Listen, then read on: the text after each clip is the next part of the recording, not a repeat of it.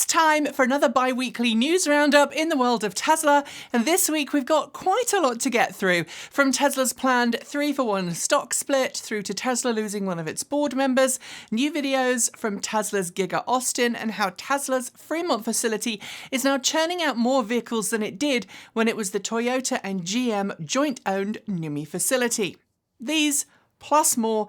But first, are you locked up in a world that's been planned out for you? Are you feeling like a social tool without a use? Well, then just click subscribe and the bell icon and we'll take heed just for you. All your doubts will be someone else's point of view, and we'll help you discover a new outlook on cleaner, greener, safer and smarter transportation. Yeah, I know that one didn't work out as well, but well, we're going to be talking about something at the end that makes that song quite relevant today. Oh, and a quick reminder that this video is produced a day before it reaches general release, so know that if something has changed in the next 24 hours, well, we'll just do our best to let you know in the comments. It's kind of hard making videos and publishing them the exact same day, especially when we pre-release to our supporters on Patreon and YouTube. Late last week, Tesla announced it would be asking shareholders at its upcoming annual shareholder meeting to vote on a 3-for-1 stock split. First floated earlier this year, if the motion passes, Tesla will yet again split its stock, making more stock available to existing shareholders, diluting the stock on hand, and most importantly, lowering the barrier of entry to buying Tesla stock for retail investors. I won't go over the ins and outs in depth, but the Cliff Notes are that anyone who holds Tesla shares at the close of business the day before the stock split occurs will be issued the 2 additional shares for every share they own, and the list price for said shares will drop to 1/3 of whatever the share price was the day before. That is, assuming it's approved by shareholders. So instead of someone having, say, 1 share in the company worth $600, they will end up with 3 shares worth $200 each. They can then keep those extra shares or sell them on. While stock splits are often seen as a way for a company to raise extra capital, since stocks generally bounce up significantly after a split due to extra shares entering the marketplace, the signs of an impending bear market may not play out well for this particular split.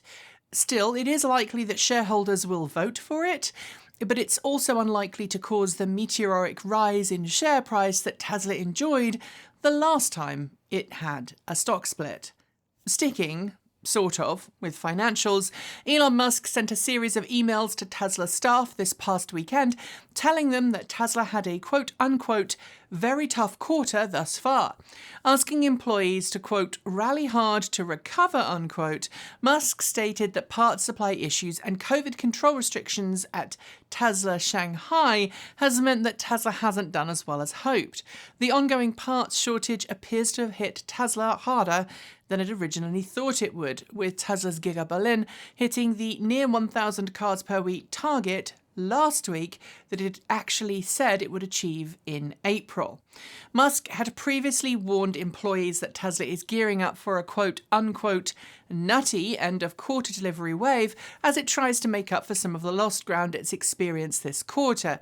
But right now it's not clear if we're expecting Tesla to have a less profitable quarter than Q1, or if it's just lagging behind where Elon Musk wants the firm to be. Either way, ending these email threads on a positive note, Musk stated that Giga Shanghai is now returning to full output and Giga Austin in Texas is quote-unquote spooling up. Fremont is also reported to now be breaking production records, but more on that later in the show.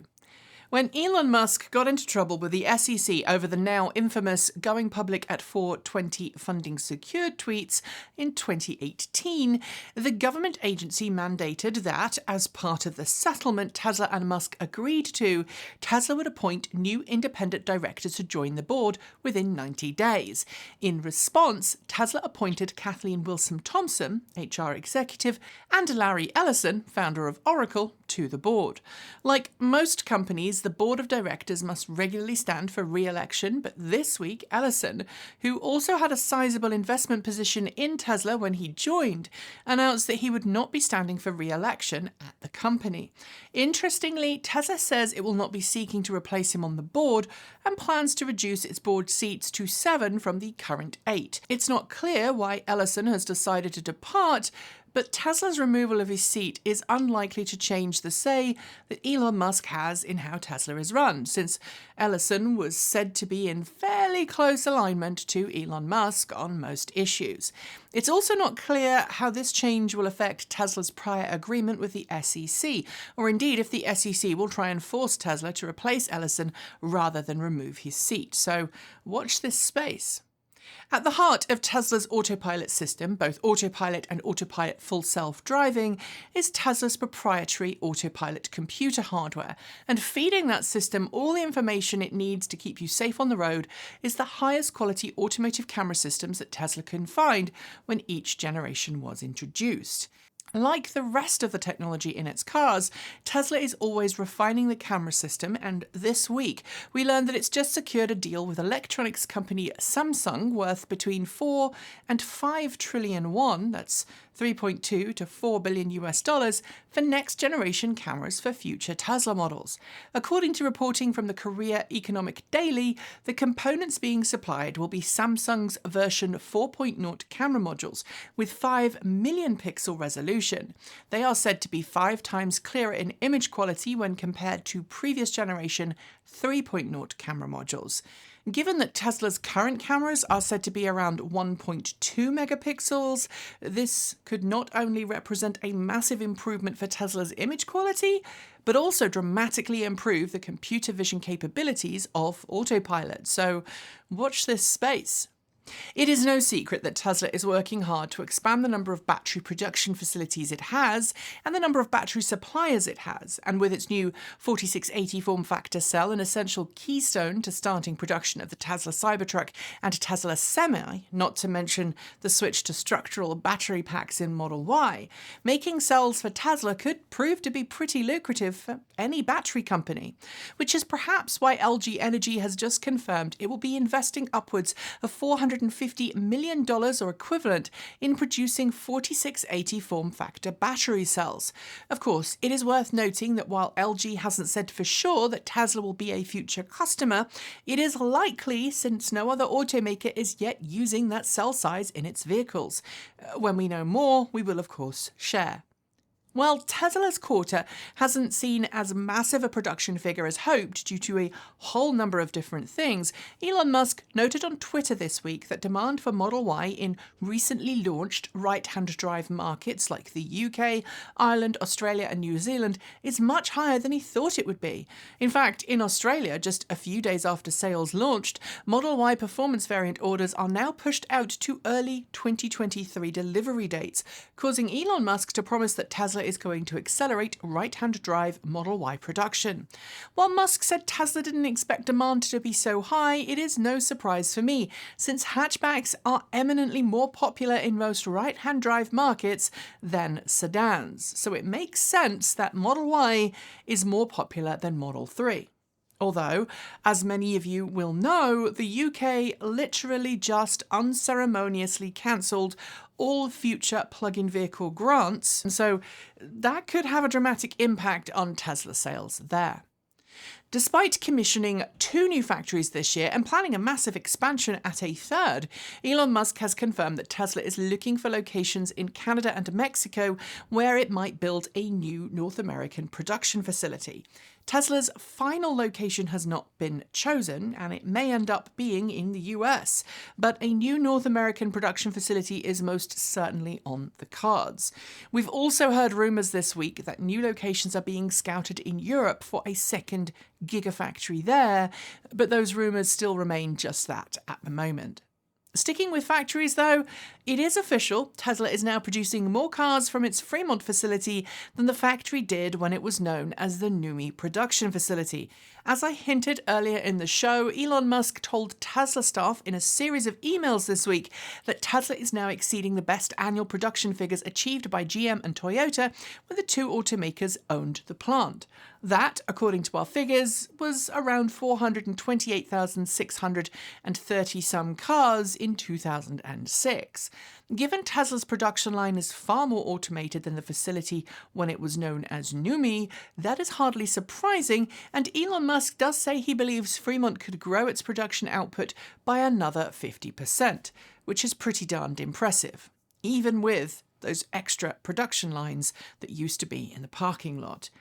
To finish, 3 quick stories. The first of which is that Tesla has just begun operating a virtual power plant demonstration in the Lone Star State to show ERCOT, the state's electrical grid operator, that virtual power plants could help Texas avoid some of the power issues it's been having of late, things like major brownouts. It'll be interesting to see if Tesla successfully lobbies the state to let its customers operate as virtual power plants or not. Second, reports are emerging of a Tesla Model S which recently caught fire at a wrecking yard in Sacramento, California, 3 weeks after a collision that originally caused it to be sent there.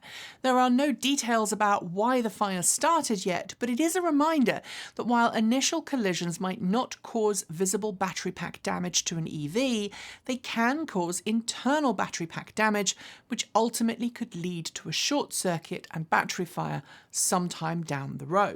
I should also point out here that this could have been any EV in that situation. Finally, for today, some fun eye candy if you are a Tesla fan. Tesla has quietly published some new videos to its media page showing various parts of the Giga Texas production facility. Yay new B-roll! It includes a new battery manufacturing video and some other clips which you've included in today's show as B-roll. Before I sign off today, though, I do want to cover the elephant in the room. Elon Musk's tweets in the last 2 weeks during Pride Month. When June started, Musk celebrated Tesla's perfect score on the Human Rights Campaign's 2022 Corporate Equality Index. And Elon Musk's Twitter stream in the last 2 weeks has very much not reflected that perfect score. And yes, side note, we've also heard from several former Tesla employees who dispute Tesla's score, stating that working at the firm as a member of the LGBTQ+ community was anything but positive. I'm not going to repeat that content here because it's not healthy for us or indeed a healthy or reasonable discussion to be having. I should note, however, that since those comments were published, there has been a sharp rise in both homophobic and transphobic attacks to this channel, something that has correlated in the past with Musk's previous transphobic and or homophobic comments. Therefore, I feel it prudent to note on behalf of the channel that while we disagree with Elon Musk's current decision to assist in the marginalization of an already discriminated community, we will continue to cover the company because of the impact Tesla has made in the EV world. However, covering Tesla does not equate to condoning the actions of its CEO, which we all here at the channel are starting to find pretty abhorrent. As is always the case, we endeavour to remain unbiased in our reporting on the actions of the company. That is it for today. If you liked this video, be sure to give it a thumbs up and don't forget to leave your thoughts below or in our free to join Discord chat room. There are links in the video description. And if you really liked this video, why not leave us a super thanks?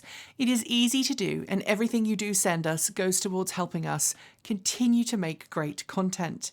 As a reminder, while this was a Tesla News Roundup show, if you want a more generalised news roundup in the world of cleaner, greener, safer and smarter vehicles, including non-Tesla stories, check out our flagship News Roundup show every weekend. And don't forget that we produce videos every single day on this network for you to enjoy, ranging from deep dives and features to tutorials, FUD bustings, unboxings and reviews. If you haven't already, make sure you've subscribed to this channel and our other channel, Transport Evolved Take 2, and give the bell a gentle ding to make sure you're told when our next video goes live. And there is still time to fill out our annual viewer survey. There's a link below. It'll take about 20 minutes, but in helping us represent our audience to sponsors and partners of the channel and help us make sure that we make content that better represents your needs, I hope you'll consider spending those 20 minutes.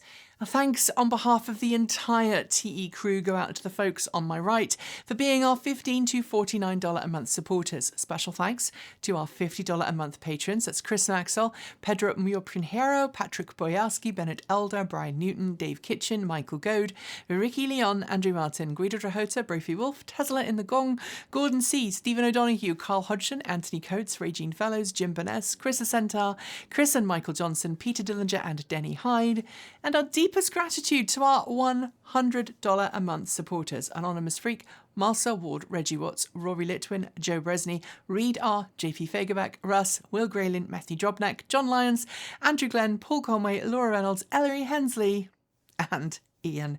If you would like to be part of these amazing lists of people, you can join Patreon at the link below. You can hit the join button to support us on YouTube or show us your support through Bitcoin, Ko-fi, or our cool swag store. There are awesome new Pride t-shirts, so please get one. And if you're unable to support us financially, just know that watching the video and sharing it really does make a difference to our ad revenue. So thanks for joining me, and as always, keep evolving.